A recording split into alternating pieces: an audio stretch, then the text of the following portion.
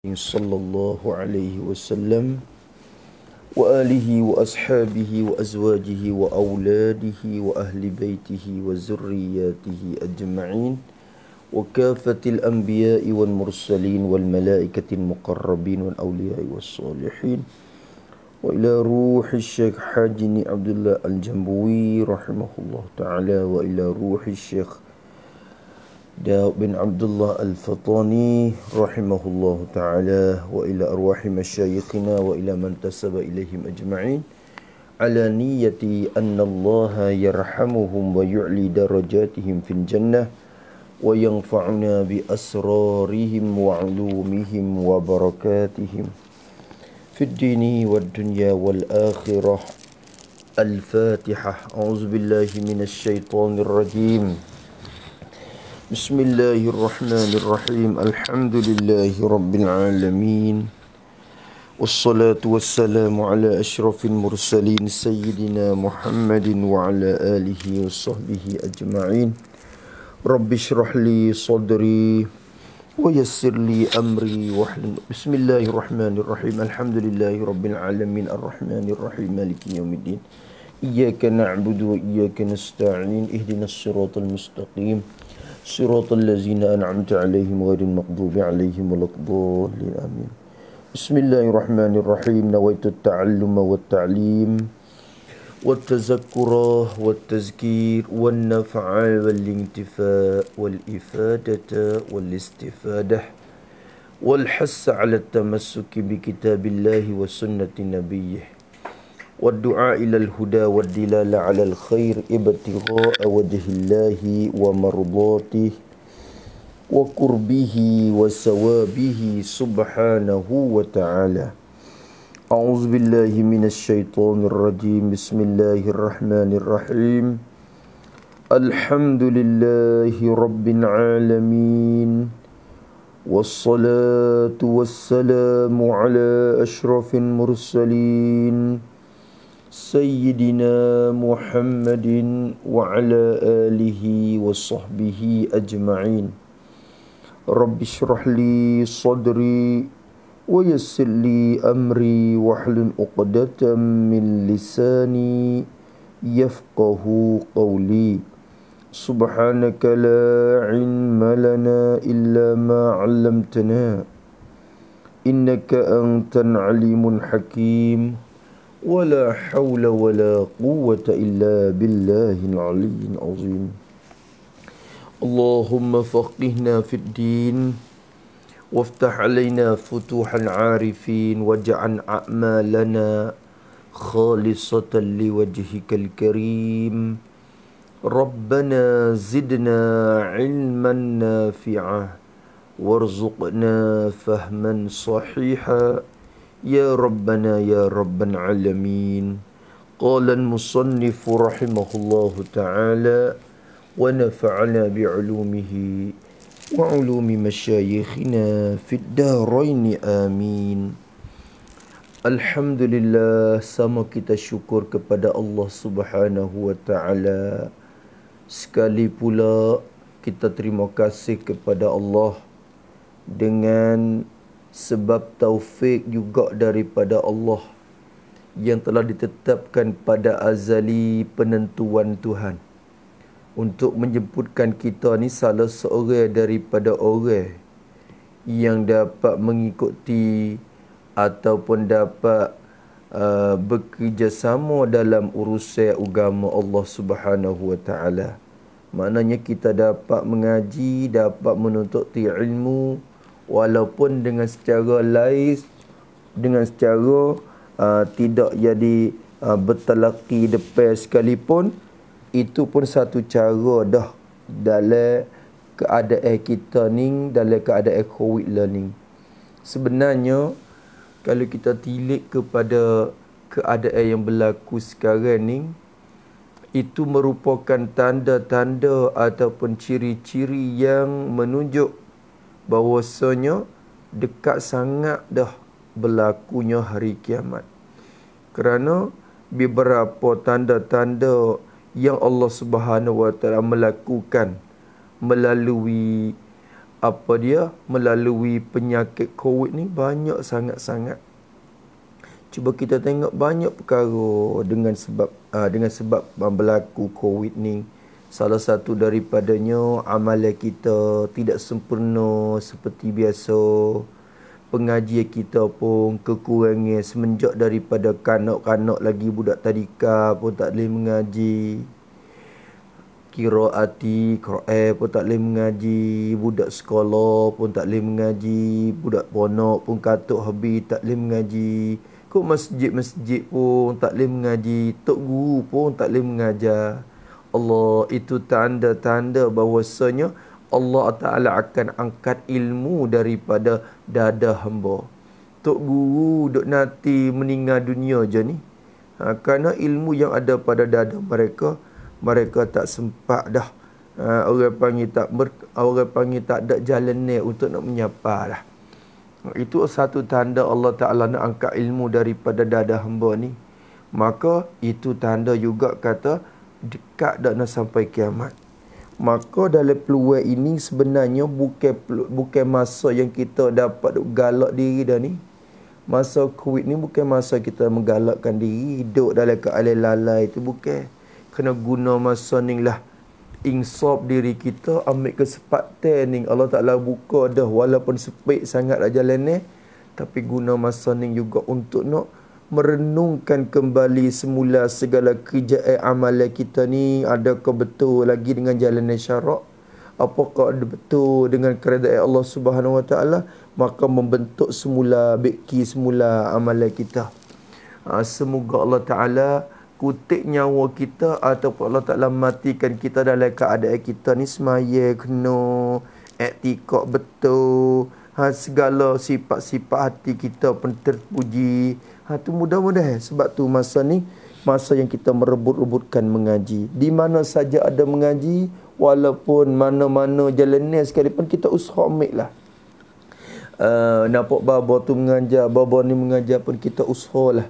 Usaha menjadi satu juzuk daripada orang-orang yang orang panggil berkongsi dalam kebaikan. Maka alhamdulillah pada malam ni bersama kita lagi dalam pengajian kita kitab Patimun Yatin Musalli. Kita sampai di muka berapa dah? Sekarang ni kita dah sampai di muka 15. Tu. Muka 15, cuba kita tengok dalam kitab Patimun Yatin Musalli. Tu. Yang saya ambil kitab ni sebenarnya kita nak cepat dah tu. Kerana keadaan kita sekarang ni orang panggil sepuk sangat dah masa. Dengan kiamat ni kita kata Allah tak tahu kata bila nak mati keadaan kita. Maka kalau baca musalli kadang-kadang membawa kepada kita ni kena berkira banyak lah. Maka ambil kesempatan tu kita jemput pati ni untuk merengkah pengajian kita tu. Cuba tengok dalam muka 15 tu, musannaf kita bawa satu tajuk. Dia kata gana tu. Dia kata dibandingkan sembahyang dengan sungai. Cuba tengok dalam tajuk tu. Orang yang ada kitab Patimun Yatin Musalli, bahkan semua kitab tu nuskah sama belaka, walaupun kulit berbeza, tapi dalam isi tu muka sama je. Tu 15 dia kata dibandingkan sembahyang dengan sungai. Dan sabda Nabi sallallahu alaihi wasallam maksudnya dibandingkan sembahyang yang 5 dengan sungai besar yang deras di hadapan pintu seorang kamu, dan kamu mandi dalam sungai itu 5 kali sehari, maka apa lagi ada tinggal dakinya, yakni tentu badannya suci bersih. Allahu Akbar. Begitulah mereka yang sembahyang dengan sempurna tiap-tiap hari 5 kali. Tetap sembahyang ini menghilang akan dosanya dengan diampun oleh Tuhan, malaikat dosa besar, maka dihajat kepada taubat. Allahu Akbar. Ini satu tajuk yang baik. Sebagai targhib, sebagai menggemarkan kita dalam menunaikan perintah Allah Subhanahu Wa Taala. Tengok musannaf dia bawa mari, dia kata dibandingkan sembahyang. Maksud sembahyang di sini sembahyang yakni sembahyang 5 waktu lah. Kerana yang Nabi SAW sebut dalam hadis tu ialah sembahyang 5 waktu. Maka maksud dengan sembahyang tu sembahyang 5 waktu. Dibanding, diserupa, diumpamakan sembahyang tu dibanding dengan sungai. Rasulullah SAW ada bandingi. Cuba kita tengok. Dan sabda Nabi sallallahu alaihi wasallam. Nabi ada sabda. Hadis ni musannaf kita ambil mari dengan cara maksud. Seolah kata ia terjemah mari je. Padahal kalau mata hadis sungguh boleh kita carilah dalam Sahih Muslim daripada Sayyidina Jabir bin Abdullah radhiyallahu anhu. Hadis ni hadis sahih. Ada riwayat seumpama ni juga dalam Sahih Bukhari. Maka walaupun hadis ni hadis sahih ni, tapi bentuk hadis tu berbentuk targhib, nak menggemarkan kita dalam amalan. Bahkan untuk semangat kepada kita ni, orang panggil kadang-kadang orang kita ni, dia kena semangat juga. Nak buat kerjaan satu tu, kerjaan nafsu je malah. Maka dia perlu kepada kita kena semangat ke dia. Maka di satu hadis yang Nabi SAW ada sebut. Nabi katakan, dan sabda Nabi SAW, Nabi katakan tu, maksudnya, dia bawa mari maksud saja. Maksud sabda Nabi SAW. Nabi kita ada sebut maksudnya. Nabi katakan, masalus salat. Ini dalam mata hadis dalam Sahih Muslim tu.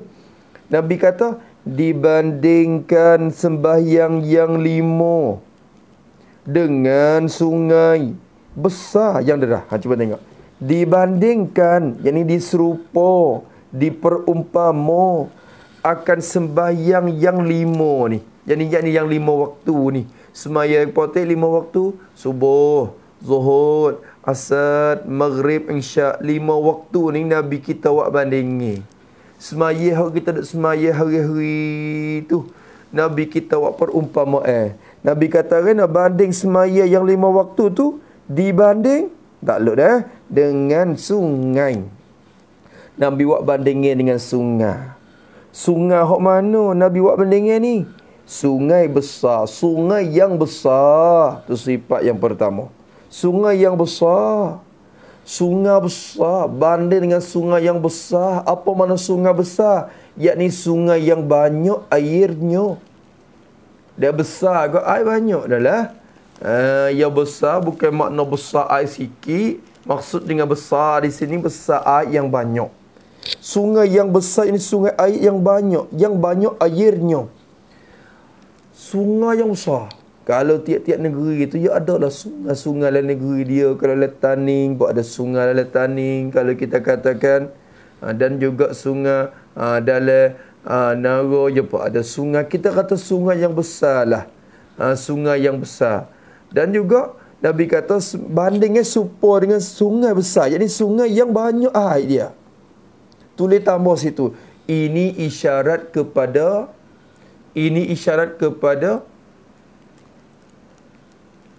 kekuatan dalam menyucikan dosa-dosa.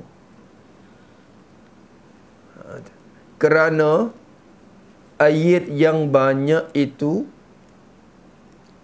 lebih menyucikan segala kekotoran dan najis. Awak kita lebih menyucikan segala kekotoran dan najis. Nabi banding dengan sungai besar, bukan sungai kecil-kecil nah. Sungai besar. Nak royak kata air banyak ni, dia membawa kepada dapat menyucikan dengan cara kuat lagi. Air kau banyak. Tu akan membawa kepada kita mudah basuh gapo semua tu, jadi mudah menyuci lagi. Maka Nabi SAW ada sebut, Nabi kata bandingan dengan sungai yang besar, lagi pula yang deras. Sungai yang deras. Yang deras, jadi yang berlari. Sungai tu duk berlari. Bukan kata sungai tu jadi kokogi. Yang deras ni yang berlari cepat. Yang berlari cepat. Ni pun isyarat kepada nak menyucikan juga. Tu tengok.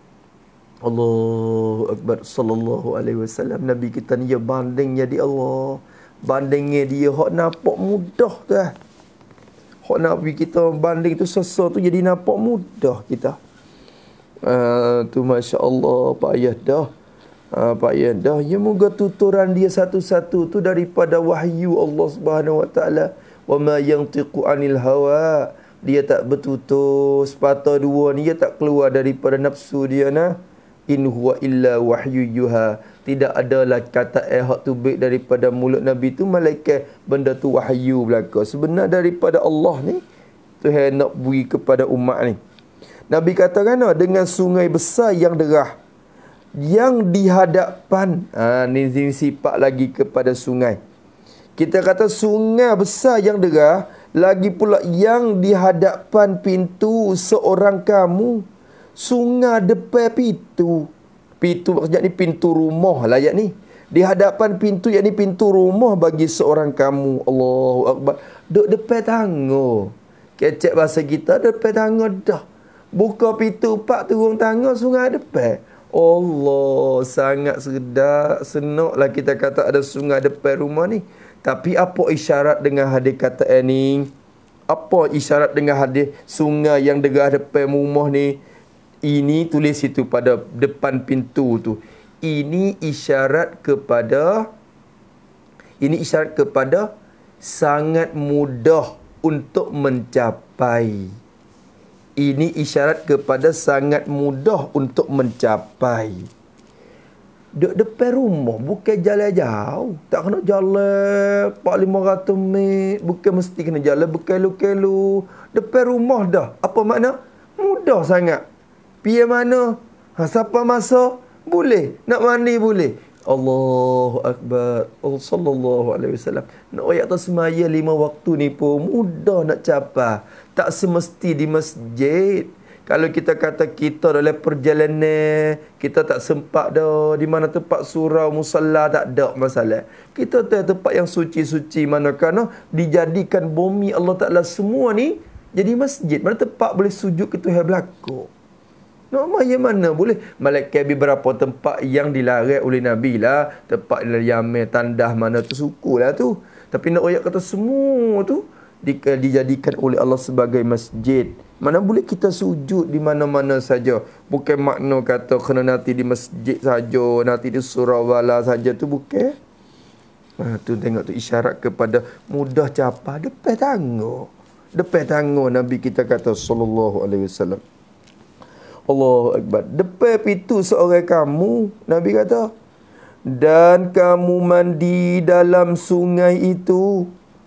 Kamu mandi dalam sungai itu 5 kali sehari. Kamu mandi itu 5 kali sehari. Kita kata 5 kali. Ini banding kepada semaya 5 waktu lah ni. Tu. Kamu mandi 5 kali sehari. Pagi mandi, tengah hari turun pula. Tu petang sikit mandi pula. Dekat-dekat nak gelap mandi pula. Belum nak tidur tu mandi pula. Tu tengok. Allah, moga depan tangga dah. Mudah. Ya Allah. Maka Nabi kata maka Nabi kata 5 kali sehari. Maka Rasulullah sallallahu alaihi wasallam ketika Nabi royak ke sahabat ada ni, Nabi kata, lalu tu Nabi buat tanya kepada sahabat. Nabi kata kena, maka apa lagi ada tinggal dakinya? Maka apa lagi ada tinggal dakinya, daki seorang kamu tu? Adakah lagi, apa lagi ni? Adakah lagi? Tu apa lagi? Yani adakah lagi? Dalam bahasa Arab Nabi itu dalam matan hadis, wa hal yabqa min daranihi syai'un?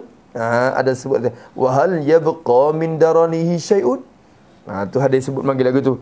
Maka apa lagi? Yani apakah lagi? Apakah lagi ada tinggal dakinya, daki seorang kamu? Ada daki tinggal lagi ke ada makni banyak siapa tahu tu. Orang kita ni dah Mani 2 kali sehari tu pun daki duk kurang dah kita kata.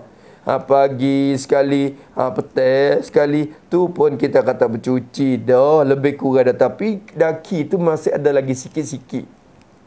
Boleh ada dengan sebab peluhnya siang hari duk ada tu, membawa kepada daki tu duk ada lagi.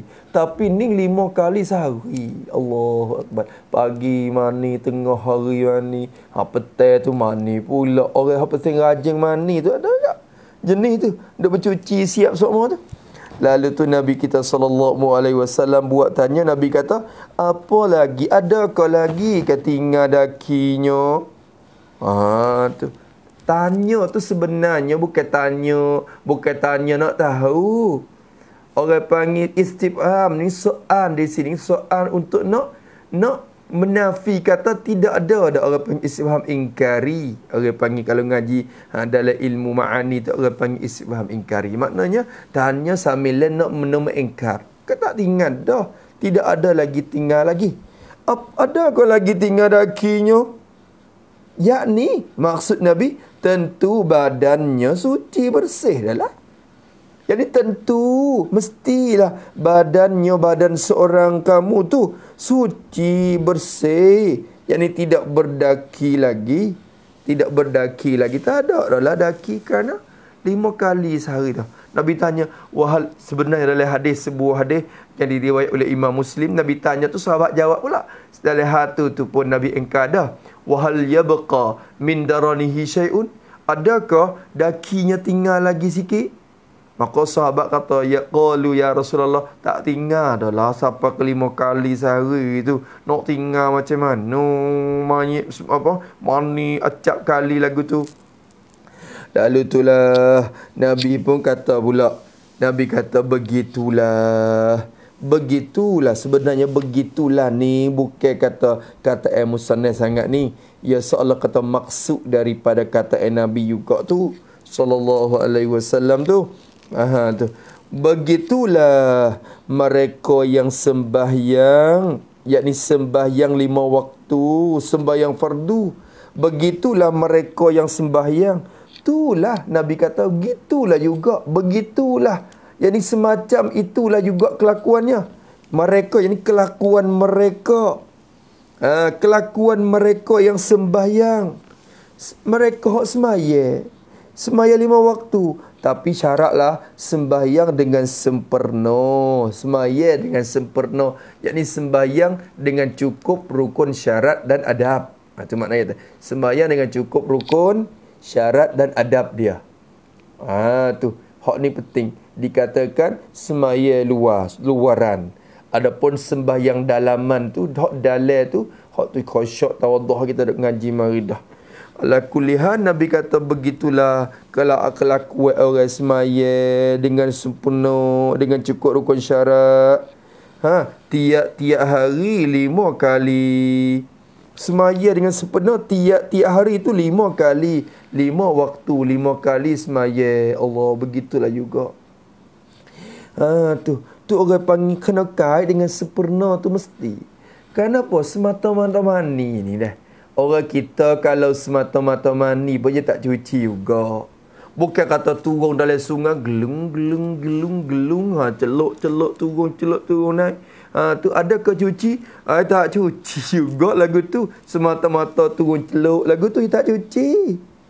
Cuci bukan bertambah daki pula dah. Kau tebal daki dia. Bukan makna turun mani. Maksud mani sini orang mani kebiasaan dia mani tu bukan kata pergi celuk-celuk supaya kita duk basuh tubuh tu. Mani tu kita kena bergosok lah, kena ada sabung dia, kena ada batu, kena bergosok gapo. Tu ibarat semaya. Mani pun kena mani wis sungguh lah. Bukan mani tipu-tipu, mani main-main tu bukan. Mani sungguh-sungguh. Lagu mana? Dengan bersabung lah, dengan bergosok lah, dengan macam-macam shampoo lah kita kata. Tu dengan batu. Orang dulu yang guna batu duk gosok-gosok tubuh. Tu orang panggil mani dengan cara bersungguh. Kau sampai kepada 5 kali sehari. Adakah masih tinggal lagi dakinya? Tak ada dah lah. Begitulah semaya. Kalau semaya dengan cara sepenuh. Makna cukup rukun syarat. Kalau orang tak kena rukun, tak kena syarat, semaya gila 5 kali, 10 kali sehari pun tak gugur dosa dia. Bukan bertambah dosa pula dah atas diri dia. Kerana semaya dia tu tak diterima oleh Allah. Tak sah semaya dia. Sebab dia tinggal mengaji, belajar berkaitan dengan cara-cara semaya. Buat tak kena. Nak boleh pahala, nak bergugur dosa, nak suci daripada dosa macam mana? Begitulah katanya. Cuba tengok dengan sepenuh. Tiap-tiap hari 5 kali. Tetap sembahyang ini. Ni. Tetap sembahyang ini. Tentulah sembahyang ini ni. Menghilangkan. Tu. Dengan moleknya kita kata. Ini musanad kecek atau ialah isnad majaz saja. Musanad kita kecek ni yang majaz. Sebenarnya Allah yang menghilangkan dosa dengan sebab semaya. Bukan diri semaya tu buat hilang dosa dah. Tetap sembahyang ini. Ini tetap tentu dengan sebab sembahyang ini. Awak itu molek. Tentulah dengan sebab sembahyang ni. Dengan sebab sembahyang kita semaya 5 waktu ni. Dengan sebab kita duk kerja 5 waktu ni. Dengan sebab ni tentulah menghilang oleh Allah Ta'ala. Menghilang oleh Allah Ta'ala akan dosa seseorang kamu tu. Mereka yang sembahyang. Jadi tentulah Allah Ta'ala hilangkan dosa dia. Dengan limpah kurnia daripada Allah Subhanahu Wa Ta'ala. Dengan sebab kita ada kerja pagi, petang, semaya 5 waktu ni. Tuhan menghilangkan akan dosa kita. Tu dosa kita. Maksud dengan dosa di sini yakni segala dosa-dosa yang kecil. Buat gitu dulu. Mana boleh kita tahu kata dosa kecil? Dalilnya perkataan musannaf lagi akan datang tu juga. Maka Nabi kata menghilangkan akan dosanya. Jadi dosa-dosa yang kecil. Dosa yang kecil je. Dosa kecil pun jangan mai bila bertambung tanpa kita kafarah, tanpa kita menghilang akan menjadi besar juga. Jangan mai dengan pasir secekak. Jangan mai dengan tanah secekak tangan tapi beripung ramah tak ke jadi bukit. Tak ke jadi gunung, tak ke jadi bukit. Bukit itu berhimpun daripada tanah secekak sana itu. Dengan secekak, akhirnya dia besar dengan tak sedar diri. Berdosa pun sepatutnya juga. Dosa yang kecil jangan kita buat main-main. Nisbah kepada orang yang kenankan Allah Subhanahu Wa Ta'ala. Dosa dia tidak ada yang kecil besar. Semua dosa tu dibilang besar di sisinya. Kerana dia pandang kepada orang yang di neraka tu, dia tak berani. Bahkan walaupun dosa kecil dan besar pun dibilang besar. Dibilang besar oleh mereka. Jangan buat main-main. Jangan buat main. Kalau begitu, kata musannaf rahimahullahu ta'ala wa nafa'ana bi'ulumihi. Maka dia kata, dengan dosa, menghilang akan dosa mereka yang sembahyang tu. Lagu mana cara menghilang tu? Dengan, tak lupa pada menghilang. Ni rupa Allah Ta'ala menghilang. Hilang dosa tu hilang lagu mana? Dengan diampun oleh Tuhan, ampun oleh Allah Subhanahu Wa Ta'ala. Kita kena kerjawi betul lah. Mana cukup rukun, cukup syarat dia, barulah Allah Ta'ala ampunkan dosa tu. Ampunkan dosa tu. Dia kena cukup syarat juga. Tu bila tertunai syarat, barulah ia tolong. Tu tengok Allah Ta'ala kata, in tansurullaha yansurkum. Jika kamu tolong agama Allah, yakni kamu tolong agama Allah dengan bahawa kamu belajar agama Allah, kamu amalkan dengan agama Allah, kamu menyebarkan agama Allah, kamu kerja apa saja yang menjadi membantukan penyebaran agama Allah, kamu buat. Kalau kamu buat, yang surkum, nascaya dia tolong kamu. Maka yang surkum Tuhan nak tolong tu ia tergantung atas syarat. Mana kalau kita tolong agama Tuhan betul-betul, ni kita duk tanya, mana kau pertolongan Allah kepadaku? Nampak Tuhan tak tolong lagi lama mari dah Tuhan tak tolong. Duk tunggu pertolongan Tuhan. Macam mana Tuhan nak tolong? Kerana Tuhan tu bergantungkan pertolongan dia dengan syaratnya. Iaitulah kita kena tolong agama Allah dulu. Maka bila kalau kita kata, aku tolong dah, aku ngaji dah, Aku dah buat amal dah. Aku menyebar ilmu dah. Aku buat itu, buat ini dah. Mengikut apa yang Tuhan perintah dah. Tapi ngano, tak tolong lagi. Tu tanda kata tolong kita tu tak sebenar lagi. Tolong main-main. Ya tu. Kerana bila hasilkan pertolongan, bila hasilkan kita tolong, betul-betul hasil syarat, tentu akan hasil jawab dia.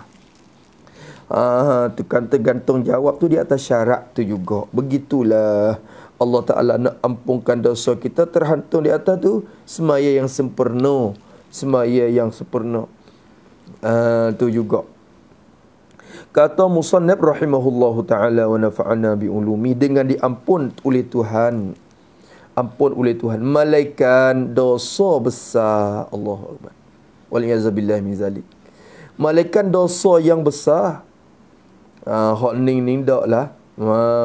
Maka malaikat dosa yang besar, dosa besar ni Allah Ta'ala tak ampun dengan sebab semaya. Semata-mata semaya 5 waktu tu tak dapat ampun juga dosa besar. Malaikat dosa besar, kita tulis itu lawak tanda untuk winapok mudah, seperti kita kata berjudi, berzina, dan tinggal sembahyang. Tinggal semaya sedikit itu dosa besar. Kita tinggal semaya subuh, tak semaya subuh dengan sengaja kita, dengan kita buat malas-malas semaya. Kita kata malas nak malas subuh. Kok maya, kok qada, dia kata Allah. Maka sengaja tinggal tu dosa besar. Maka bila kita semaya zuhur, adakah pahala semaya zuhur tu dapat menggugurkan dosa kita ketika kita tinggalkan subuh tu? Tidak. Dia tak akan menghilangkan hak tu. Tak akan menghilang. Qada tu wajib. Wajib suku. Bukan dengan sebab kita qada. Bukan dengan sebab kita qada subuh tu, dosa tu tergugur dah. Tak gugur. Kita kena berhajat kepada taubat pula daripada dosa meninggalkan semaya subuh tu. Wajib qada serta wajib taubat. Kalau dia tu kerja kalau dia tinggal dengan sengaja. Tinggal dengan sengaja. Tu lain daripada tidur tidak sedap. Tu lain lah. Hak tu tidak tinggal dengan sengaja. Hak tu wajib qada, tapi bukan kena taubat kerana tak berdosa dengan sebab kita tinggal tu. Tu lagu tu. Kalau gitu kata musannaf, dia kata malaikat dosa besar. Apa tafsir dia? Maka dihajat. Jadi maka berhajatlah. Jadi maka hilangkan dosa itu, berhajat kepada taubat. Dihajat kepada taubat. Jadi taubat yang nasuha, bukan astagfirullah. Tinggal ada subuh, astagfirullah. Oh, tak ada zuhur, astagfirullah. Jangan bukan sekadar tu. Taubat ni kita maklum dah. Taubat ni jangan buat main. Ya payah juga. Payah pun bukan payah sangat kalau kita semata-mata kita sungguh dengan Allah Ta'ala, ya tak payah. Taubat ni ya 3 syarat. Nak boleh sah taubat seseorang, ya taubat ni wajib. Tiap-tiap dosa kita wajib. At-taubatu wajibatun min kulli zambin. Tak gitu kan? Ada sebutkan dalam kitab Riyadhus Shalihin Imam Nawawi. Taubat tu wajib. Tiap-tiap dosa wajib taubat. Wajib taubat. Adapun kita kata taubat dengan segera. Wajib taubat dengan segera. Allahu Akbar. Ke mana aja kata ini? Allahumma salli ala sayyidina Muhammad. Wa summa az-zunubu indana kithmani, saghiratun kabiratun fathani minhul matabun wajibun fil hali, wala intiqad in ya'ud fil hali, lakin yujaddid taubatan limaqtarab wa fil qabuli ra'yuhum qad iktalab. Jadi tu. Jadi maknanya kalau kita berlaku dosa besar, ingat dah, Allahu Akbar. Takdir kata kita pergi kerja dosa besar. Kita pergi kita pergi berzina, wal-iyazubillah. Kita pergi minum benda mabuk, wal-iyazubillah min zalik. Dosa besar ni ada 2. Satu dosa besar yang bergantung dengan Allah Ta'ala aja. Orang panggil berkaitan dengan hak Allah Ta'ala saja. Tak bergantung dengan anak Adam, tak bergantung dengan manusia. Dosa besarnya kau dengan Tuhan. Kita tinggal semaya. Orang semaya ni kita dengan Tuhan. Kita minum arak kita dengan Tuhan. Moga dia tu dia larang kita. Wa hakaza. Maka tu orang panggil dosa yang berkait dengan Tuhan ya. Kita dengan Tuhan. Kita dengan Tuhan kita ya. Maka dosa lagu tu, dosa besar lagu tu, kita nak taubat, nak lepas daripada dosa tu. Tak sewi dosa tu duk bergantung di tekak kita, bawa kita heret-heret kita ke neraka ke, kita kena taubat dengan 3 syarat.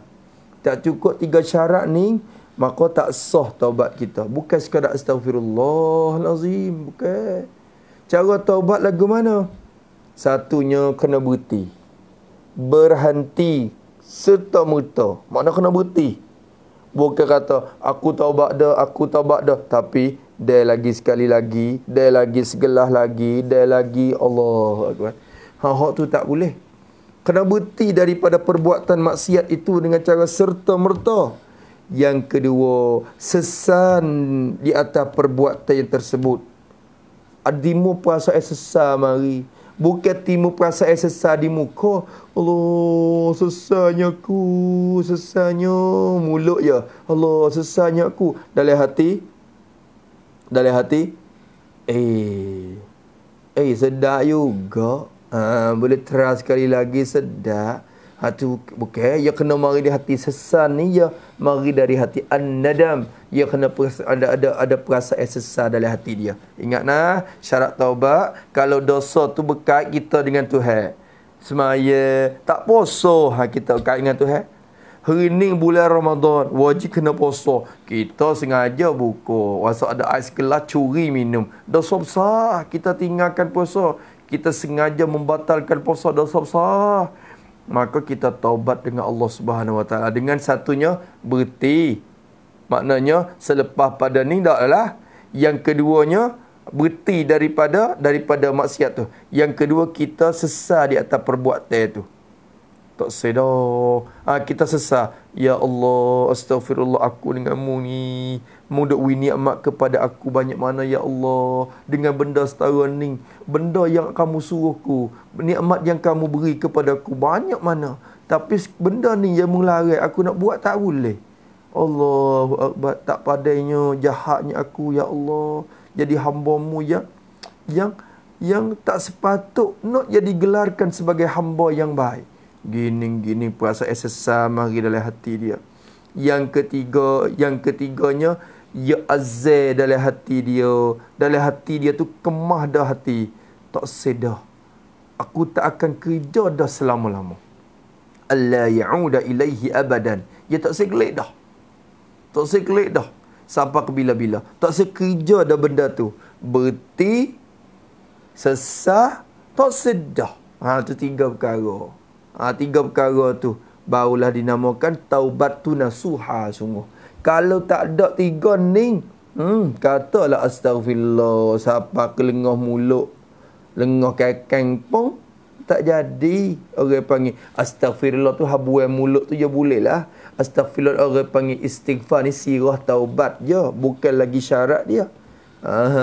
Dengan sebab 3 syarat tu cukup, ia pun astaghfirullahalazim. Duk tengah malam seorang dia bangun tahajud qiyamul lail. Astaghfirullahalazim.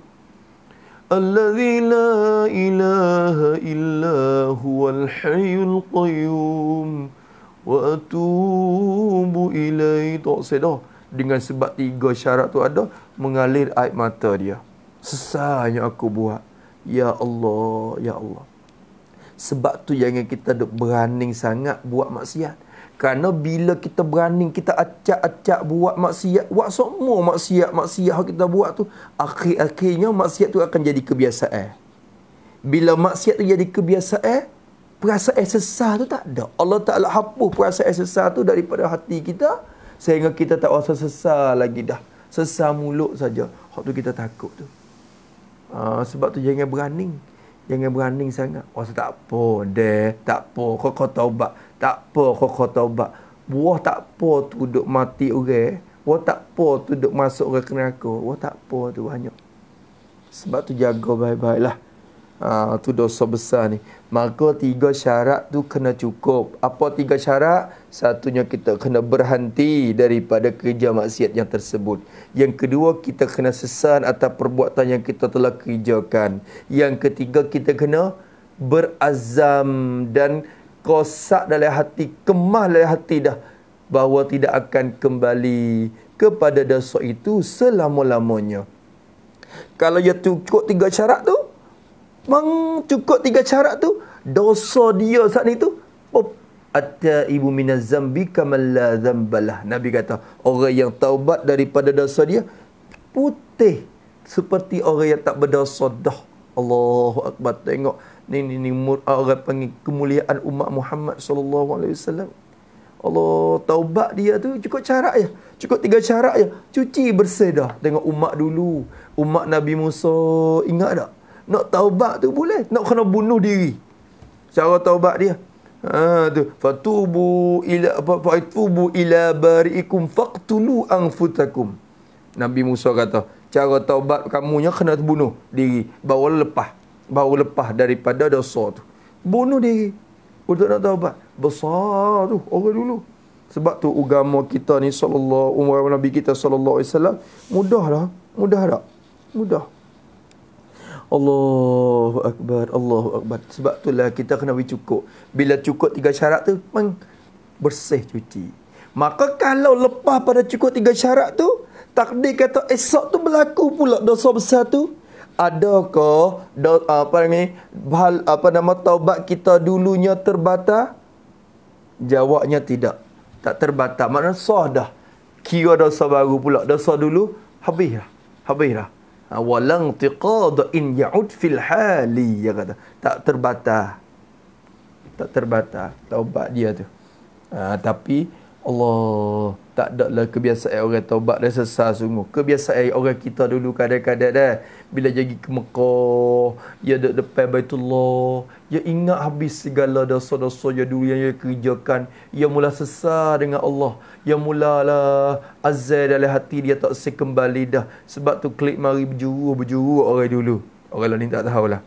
Orang dulu klik mari daripada Mekah tu, berjuru orang panggil. Allahu akbar. Dia rasa dia tu sesat dah, kejahatan semua dia tinggal, dia tahu dah. Allahu akbar. Sebab itulah dosa besar tu dia tak jadi hajat kepada taubat yang sungguh, taubat yang Allah Taala suruh, tubu ilallahi taubatan nasuhan, taubat yang sejati, taubat yang cukup 3 syarat ni. Ini kalau dosa kita bergantung dengan Allah. Kalau ada bersakut dengan orang kata, maknanya dosa tu ada kosi dah.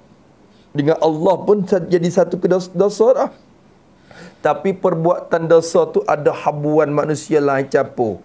Maknanya bergantung dengan hak anak Adam. Kita mengupak orang, kita curi barang orang, tu dosa besar saja tu. Kita curi, kita berzina, tu bukan seorang zina. Zina tu seorang ke zina dengan tunggung kayu. Tak ke lagu tu. Zina dengan perempuan tu. Bila perempuan tu anak demo di bawah jaga wali dia. Wali dia pula kita kena minta maaf. Allahu akbar. Bukan kata istighfar sudah. Kerana bergantung sama. Anak siapa? Anak si Abdullah. Jadi wali dia, dalam jagaan dia, kita melanggarkan hak orang. Tu orang panggil Allah, hak tu jadi hakul adam, ada gantung hak orang. Kita pergi curi barang orang. Hak tu. Kita mengumpat, kita maki, itu orang panggil bergantung dengan hak Adam belaka. Maka kalau dosa yang bergantung dengan hakul adam lagu tu, ingat 3 syarat tadi mesti. Lepas tu kena tambah 1 syarat lagi. Mana? Mesti menghantar balikkan hak yang kita melanggar tu. Mesti kena minta maaf. Kena hantar balik, kena kembali hak. Kita pesa ambil hak orang, kita kena hantar kelik. Kita bisa mengupak demo, diriwayat ke dia kata kita mengupak benda ni 1, 2, 3. minta maaf lah kepada aku. Mu nak buat lagu, mu nak buat lah. Aku tak nak jalan ni dah. Mu nak tapa, mu nak pukul, mu nak bunuh. Tapi bunuh ni tak boleh pula. Ia bukan hak dia. Mu nak buat lagu mana pun ikutlah. Mu nak minta duit ke, mu nak ambil duit ke, ke mana. Cerita mari. Aku nak bayar. Tapi minta satu je. Mu maaf kepada akulah dosa yang aku kerja kepada mu tu. Allahu Akbar. Sebab tu jangan buat main-main. Sabit tu kalau kita berdosa pun bukan suruh ajar suruh berdosa ni.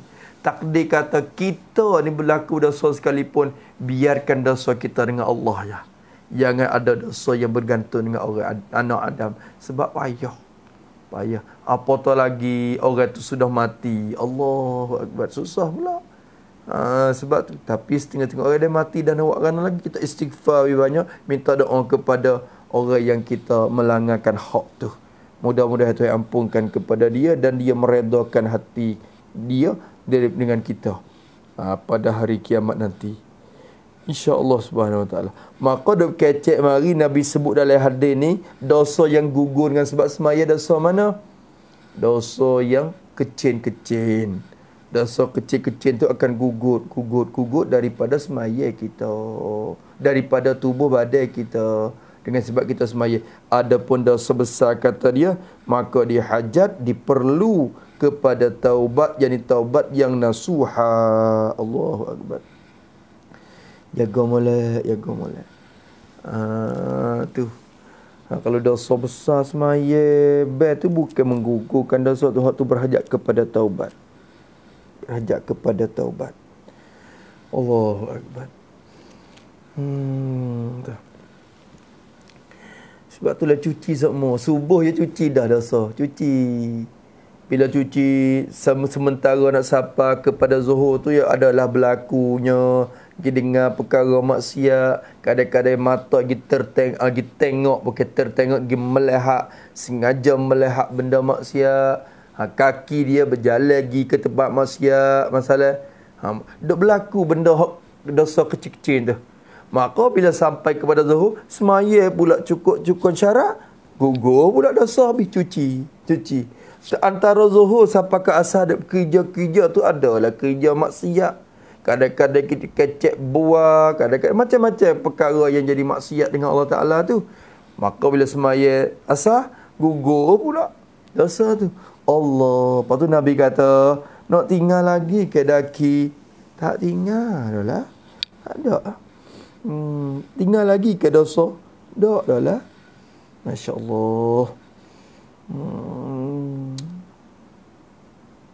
Sebab itulah jangan orang panggil, jangan kita buat lama sangat. Kadang-kadang iblis ya heret kita. Heret lagu mana?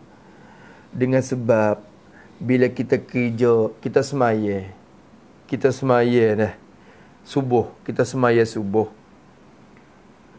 Antara subuh dengan zuhur tu kekuatan kita semaya cukup rukun syarat molek dah, Allah Ta'ala terima semaya kita.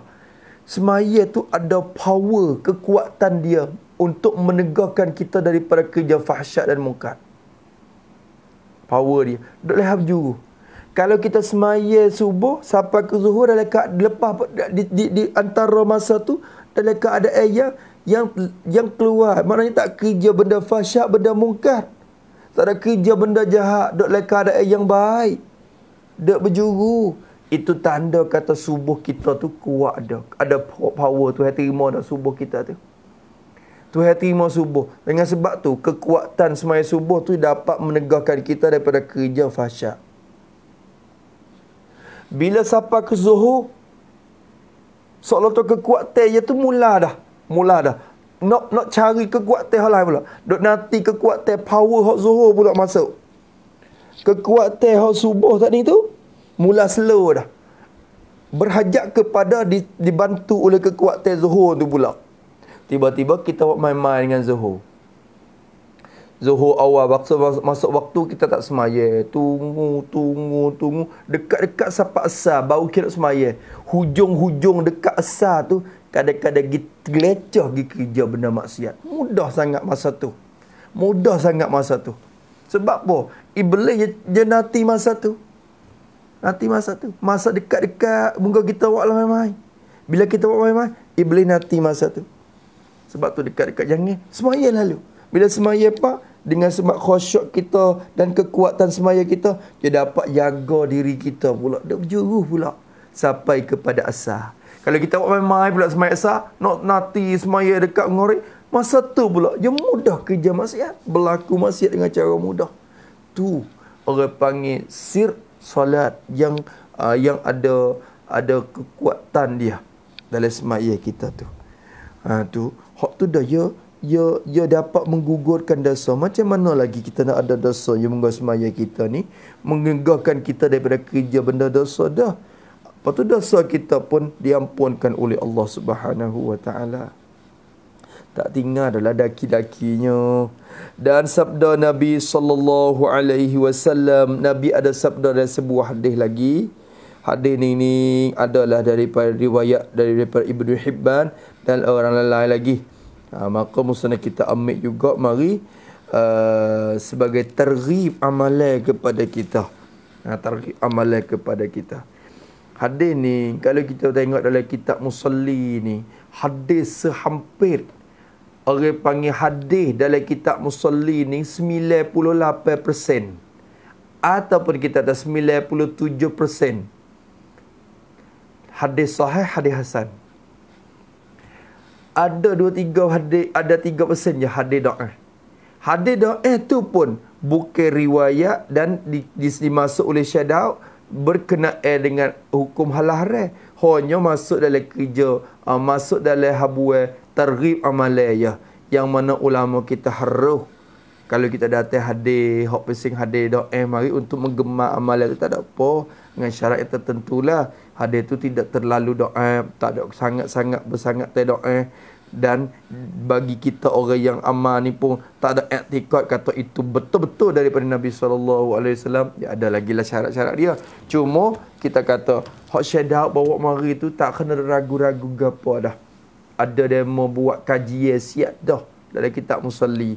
Maka bagi ulama, bagi tok-tok ni, datuk ni, apa nama Haji ni Abdullah ni, tu dia ni jenaka pada musalli, maka tak kena ragu gapo dah lah. Ya moga daripada sara tu lah tu.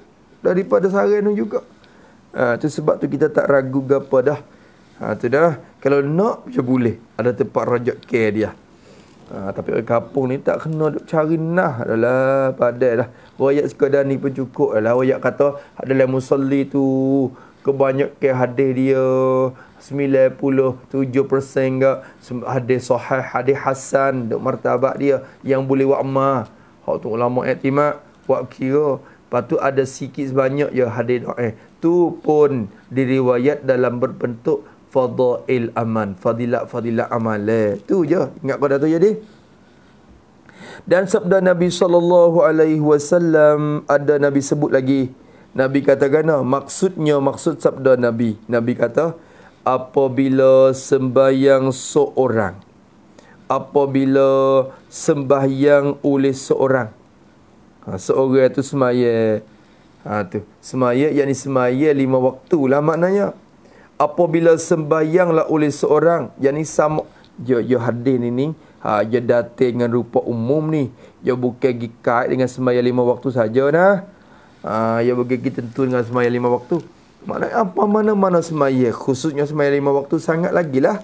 Apabila semaya oleh seorang kamu, Nabi kata, bila semaya oleh seorang, ini seorang daripada kamu, bila kita mula angkat takbir Allahu Akbar, nascaya dihantar, jadi diletak oleh Allah Ta'ala. Dihantar oleh Allah Ta'ala. Allah Ta'ala hantar, Allah Ta'ala letak akan dosa bagi seorang kamu. Allah Ta'ala ambil dosa kita tu mari letak. Letak di mana? Dihantar tu di atas kepala seorang kamu. Allah Ta'ala ambil dosa kita tu mari tak atas kepala kita. Masya Allah. Tak atas kepala kita. Dosa mana? Maksud dengan dosa ni yakni dosa yang dia kerja sebelum sembahyang. Awak gitu. Yakni dosa yang dia kerja sebelum sembahyang. Dosa dia kerja belum pada tu, Ya semaya zuhur. Dosa yang dia kerja belum pada semaya zuhur tu. Dosa tu Allah Ta'ala ambil mari letak atas kepala. Tak buat gapo. Tu tak buat apa? Ni rahmat dia pula. Allahu Akbar. Ya tak tu bukan nak zalim kita tu. Allah limpah kurnia dia betul. Dia nak bagi kita, nak bagi gugur, nak bagi jatuh dengan sebab semaya tu. Kalau dia tak ambil mari tak dimula lagi, tak gugur apabila maya-maya lagi dosa tu dah ada. Dosa tu dah ada. Ni dak je ambil dosa tu mari tak tapala. Tujuan dia je nak mengkifarat dosa kita dah. Allah, sebab itulah aulia-aulia dia tak puas, tak cemuh dengan semaya. Beribu rakaat sehari dan mawak boleh. Allahu Akbar. Tak heranlah. Kenapa? Kerana mereka yakin dengan sabda Nabi SAW. Mereka ingin berjumpa dengan Allah dalam keadaan yang bersih daripada segala dosa. Kita ni semaya fardu tu pun cepat-cepat gado-gado nak wisudah. Sunat tu pakai jauh. Rawatik tu pakai dak. Tak ada. Kita tengok dia semula. Sunat ya ke Allah. Sunat ya ke. Sunat ya ke. Dia buat rumah pun boleh. Tinggal orang hak pesing liar, panah lagi kau. Pesing nak puja nafsu dia, guna kecerdikan tak kena tepat. Dia kata, sebenarnya sunat ni sunat buat rumah. Pula dak. Sunat buat rumah dia kata. Sebenarnya fardu ni tak apalah. Walaupun sebenarnya sunat ni sunat buat di rumah. Pergi maya rumah. Lepas tu jadi semaya ke tak di rumah? Tak jadi juga. Tu bohong semata tu. Tu guna, orang panggil guna cerdik tak kena tepat. Cerdik tapi jadi bodoh juga. Hak tu dah tu. Tu Tok Haji berdewasa orang mengaji yang lepas ke dosa. Tu apa tu? Mengaji-ngaji ke apa kerja di dosa. Tu. Tu. Habis itu maka nasi dihantarkan dosanya atas kepala seorang tu. Allahu Akbar. Tulis pada di atas kepala. Tu. Ini rahmat daripada Allah Ta'ala. Ini satu rahmat daripada Allah untuk menghilangkan dosa hambanya. Tengok. Untuk menghilangkan dosa hambanya. Ini rahmat daripada Allah untuk nak hilang dosa kita. Maknanya kalau Tuhan tak ambil dosa mari letak atas kepala, bahkan dosa tu kekal atas keadaan dosanya, maka tidak ada jalan dia untuk nak gugurkan dosa tu. Lalu tu ayat ambil mari tak. Rahmat dia betul tu. Rahmat dia dah tu. Alhamdulillah. Tapi semaya yang betul dengan rukun syarat tu lah. Ni semaya lagi. Cukup Assalamualaikum warahmatullahi. Assalamualaikum warahmatullahi. Wasak berat kepala lagi kan. Dosa dah penuh tak kepala lagi. Tak gugur dengan semaya. Sebab apa? Rokok dia tak ada tumak nino. Iktidal dia tak ada tumak nino. Sujud tak cukup rukun syarat. Baca Fatihah tak cukup rukun syarat. At-tahiyyah tak cukup rukun syarat dia. Nak pergi gugur dosa kat mana. Pula situ lepas pada salat tu dia berasa berat kepala tu. Gitu dah. Kita tak gugur dosa kita. Jadi dosa yang kecil tu lah. Maka kata dia dihantarkan akan dosanya, yakni dosa yang kecil tu. Dosa yang dia kerja sebelum sembahyang, dosa yang kecil-kecil tu. Dihantarkan di atas kepalanya. Dan tiap-tiap kali sujud, Allahu Akbar. Ni Allah tak Nabi menentu waktu sujud. Dan tiap-tiap kali sujud gugurlah dosanya. Dosa siapa? Dosa bagi seorang tu. Tiap-tiap kali sujud. Kena tulis situ. Ini menunjuk di atas kelebihan sujud berbanding dengan rukun-rukun yang lain.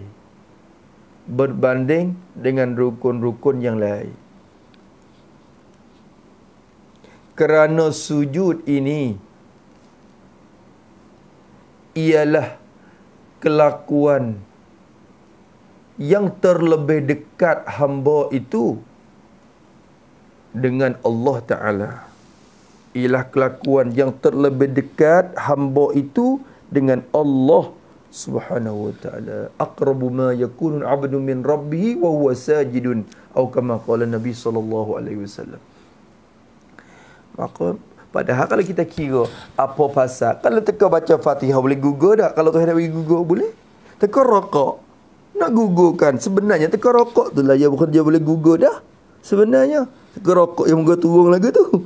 Munasabah dengan rokok. Tapi Allah Ta'ala tidak menggunakan rokok tu sebagai tempat untuk menggugurkan dosa. Begitulah juga tempat i'tidan, sami Allahu liman hamidah. Tu. Tapi digunakan sujud itu sebagai tempat untuk menggugurkan dosa kita. Ini menunjuk kepada kelebihan sujud bila berbanding dengan segala rukun yang lain. Sujud inilah kelakuan hamba yang paling terdekat sekali dengan Tuhannya, Allah Subhanahu wa ta'ala. Allahu Akbar. Maka tiap-tiap kali sujud gugurlah dosanya. Dosa bagi seorang tu, jadi dosa yang kecil itulah. Hingga gugur tu, hingga suci, hingga bersih, hingga habis, maksud suci, hingga habis sekalian dosa kecil diri bagi seorang tu. Dosa kecil dia habis licin. Allahu Akbar. Hadis yang kedua ni sebagai hadis yang menyokong dan juga mengkuatkan maksud hadis yang pertama tadi, yang Nabi kata 5 kali tu dapat menyucikan seorang itu daripada dosa sehingga tidak tinggal lagi daki-daki maksiat, daki-daki dosa kecil yang ada di badan kita. Maka orang yang sentiasa jaga semaya tu, sebab itulah keadaan dia dalam keadaan tenang semua, dalam keadaan terjaga, dalam keadaan yang bersih hati dia, bersih kelakuan duduk dia. Tu kau sehari kau dekat dengan Allah, dekat dengan agama, tidak pergi kot lain, orang panggil terjaga, terpimpin oleh Allah Subhanahu wa ta'ala. Tapi kalau kita tak semaya, cuba tinggal, bukan suruh cuba, makna kalau tinggal semaya sampai seminggu tak semaya, kita akan rasa kata diri kita ni kau keluar daripada agama. Mana kau keluar daripada jalan hak agama. Kau jauh daripada Allah. Hati kita rasa hati kita kau serabut, kau tidak tenang. Ya adalah keadaan dia. Tu Allahu Akbar. Tu dia. Hak tu lah lepas-lepas mari dah. Hak Allah Ta'ala sebut dalam ayat Quran dulu-dulu, innal insana khuliqa halu'a. Sungguhnya manusia semua ni Allah Ta'ala jadi dalam keadaan hati dia tu gelegesah.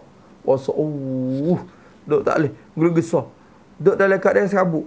Idza massahu syarru jazu'a. Apabila Allah Ta'ala menipukan kejahatan, miskin, duit tak ada, sakit, demam, mula sakit tekak, siap lah aku, siap lah, serabut lah dah. Mula sakit tekak, mula nak batuk, COVID baru ni. Tu dia dalam keadaan serabut semua. Idza massahu syarru jazu'a. Gelegesah, bimbang. Bila timur duit tak ada, siap lah duit tak ada. Beras tak ada, siap lah. Siap semua, siap lah, duk siap lah. Siap lah. Sa lagu tu. Sa sikit-sikit siap kawan. Siap. Duk lagu tu semua. Idza massahu syarru jazu'a. Apabila timpanya kejahatan, maknanya kekurangan rezeki ataupun kesihatan kurang, yang mulalah jazu, mula jadi gelegesah. Wa idza massahul khairu. Apabila Allah Ta'ala menipu kepada dia kebaikan, ada duit, ada kesihatan, ada duit, Allah Ta'ala beri rezeki ke dia banyak. Nega boleh 10,000, 50,000. Hari ni laku banyak sekali. Hari ni laku lebih pada biasa. Misalnya, dapat kebaikan. Manu'a. Allah Ta'ala kata, kedekut pula. Hari tu, hari yang laku sekali tu, dapat 20,000. Nega dia. Klik daripada kedai, jual. Ada orang mari minta sedekah. Assalamualaikum, minta sedekah, buat masjid sikit. Kita pun mari, sedekah semua. Sungguh ti ke dak? Orang mana? Nipu ke dak? Hai, mari mana? Nipu dak mu? Tak sah, tak sah, pergi tengok lah. Pergi. Dah hamak pula kadang-kadang. Kalau hok pesing wi pun kadang-kadang, Allah cari kala dah. Cari duit sekok dua tu wi. Allahu Akbar. Orang mari dah minta. Walaupun kita katakan wallahu alam lah hakikat dia tu, dia nak guna jalan mana kita tak tahu. Kalau kita tak tahu, kita sengkau baik dululah. Mudah-mudahan dia tu dia tu guna betul benar sungguh dengan murad hak-hak dia kata tu. Kena sengkau baik dengan saudara Islam dulu. Yang kita pergi sengkau jahat dengan dia. Maka dengan sebab sengkau baik tu kita bagi ke dia. Bagi dengan sebab apa? Bagi dengan sebab Allah Ta'ala hatta dia mari tu untuk nak uji iman kita dah. Untuk uji kekuatan semaya kita dah tu. Sebab tu, sebab Allah Ta'ala kata, wa idza massahul khairu manu'a. Bila dapat kebaikan, ia tegah. Ia tak sewi. Tengok tu, duit batil dalam masjid. Hari Jumaat, dia nak cari hak sekok, hak 10 kek, hak sekok 2 kek, hak 5 kek tu. Hak 20 tak situ. Hak 100, kok ya. Ya kira lagi nak pergi makan ming lah, lagi nak makan nasi lah. 100 ni saya kalau tak ada 100 ni nak makan nasi tak boleh dah, nak makan ming tak boleh dah. Nak pergi kepada masjid untuk nak hari Jumaat tu, dia cari duit 2 kek, 3 kek, 5 kek gitu je. Tengok. Dia dapat kebaikan, tapi rasa dia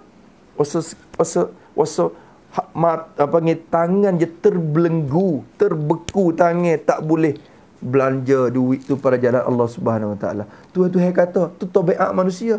Wa idza massahul khairu manu'a illan musallin. Malaikat puak-puak orang semaya. Alladzina hum ala salatihim daimun. Orang semaya hak sentiasa berkekalan dalam semaya dia. Orang semaya yang ada jiwa semaya sungguh. Apa makna? Semaya dia cukup rukun syarat molek. Lepas tu hati dia tu sentiasa berbimbang dengan sembahyang. Duk nanti semua. Bila pula nak masuk waktu? Bila pula nak masuk waktu? Orang semacam ini Allah Ta'ala kata, Tuhan tak menimpakan perasaan tu dalam hati dia. Bila ada timpa kejahatan, hati dia tenang, tak ada gelu gesah. Apabila timpa kebaikan, dapat harta, dia tak sayang harta dia kalau nak wi kepada jalan Allah Subhanahu Wa Taala. Orang semaya. Sebab tu ukur semaya. Kalau orang masuk minta sedekah kepada kita, ingat itu Allah Ta'ala hatta orang tu untuk ukurkan kekuatan semaya kita sebenarnya. Adakah kita dikatakan daimun? Apabila batil masjid, lalu mari sampai depan kita. Teka kita ada semai Jumaat ni ke masalah. Batil lalu mari. Ingat batil ini, bekas ni, cetong ni. Allah Ta'ala hatta mari depan aku ni untuk uji kekuatan imanku dan untuk ujikan kekuatan semayaku. Adakah aku jadi daimun dalam semaya semua? Bila tipu penyakit, ingat penyakit tu Allah Ta'ala hatta mari untuk uji semayaku. Adakah semayaku tu daimun? Kalau semayaku tu daimun, tak gelgesah apa? La yusibana illa ma kataballahu lana. Tidak akan menimpa kepada kita kecuali barang yang telah menetap oleh Allah Ta'ala kepada kita pada azali lagi. Semua benda tu tetap pada azali dah. Nak lari tak lepas. Dah berlaku dah. Pia nak boleh lari dia nak. Fa innaka taqdi wa la yuqda alai. Engkau yang mengqada, menghukum, menentu pada azali. Tak boleh siapa dia gitu qada atas engkau ya Allah. Tu. Kita ingat lagu tu. Tu semaya yang akan berkualiti sungguh. Tu nak situ. Insya-Allah lah kalau kita belajar cara syarat lagi akan datang ni nak masuk dalam ni. Hak duk kecek mari sampai kepada muka 15 tu orang panggil buat mukadimah dia. Panggil isi juga dah, tapi isi sebelum masuk isi. Kulit ada isi lepas kulit, tapi ada isi dalam yang sah lagi, iaitulah syarat semaya yang akan disebut oleh musannaf pada insya-Allah pada pertemuan lagi akan datang. Kita akan berjumpa juga dalam tajuknya syarat sembahyang. Ni hak ni penting. Tak sah sembahyang kita kalau tidak cukup syarat ni yang 9. Tak sah sembahyang. Allah, walaupun berkebetulan pun tak sah. Hak tu kena mengaji. Maka gunakanlah peluang ni dalam waktu Covid ni, tak ada kerja mana, setengah-setengah tempat tu kena kaktu lah. Orang kena kaktu lah. Tak lagi mana. Bomo kata, tak lagi mana kena tahankan diri 14 hari. Kita pun Allah puas cekak nak buat gapo ni makin. Puas cekak nak buat gapo ni tengok roye. Puas cakap nak buat gapo ni dengar lagu. Masya Allah. Bodohnya. Bodoh sungguh. Gunalah masa 14 hari itu dengan agama. Gunalah masa 14 hari itu dengan Allah, dengan ilmu. Dengarlah rakamah, dengarlah apa saja yang menjadi kebaikan untuk diri kita. Ni kalau aku puas macam. Kalau dengar orang ngajak agama puas, 5 minit puas dah. Dengar lagu sejam tak apa. Allahu Akbar. Kok mana ni? Tu. Habis itu jagalah insya-Allah lah, mudah-mudahan kita dapat menguruskan masa kita yang Allah Taala beri ni pada pekerjaan yang terbaik sekali. Kita semua ni sama ya 24 jam. Tapi kerana tak sama orang tu dengan orang ni, kerana diuruskan masa tu lah. Siapa dia yang terlebih bijak dalam urus masa dia akan dapat kemenangan dunia dan akhirat. Sekadar tu dulu. Kemudian kata musannaf rahimahullah ta'ala, syarat sembahyang. Orang yang hendak sempurna sembahyangnya, hendaklah jaga syarat yang 9 ini.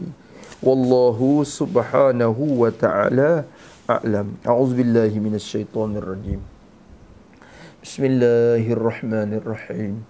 Alhamdulillahi rabbil alamin. Wassalatu wassalamu ala asyrafil mursalin sayyidina Muhammadin wa ala alihi washabbihi ajma'in. Allahumma inna na'udzubika min ilmin la yanfa' wa qalbin la yakhsha' wa 'amalin la yurfa' wa du'ain la yustajab wa nas'aluka 'uluman nafi'ah wa rizqan tayyiban wa 'amalan mutaqabbala. Rabbana atina fid dunya hasanah wa fil akhirati hasanah wa qina azabannar. Sallallahu ala sayyidina Muhammad wa ala alihi wa sahbihi wa sallam walhamdulillahi rabbil alamin.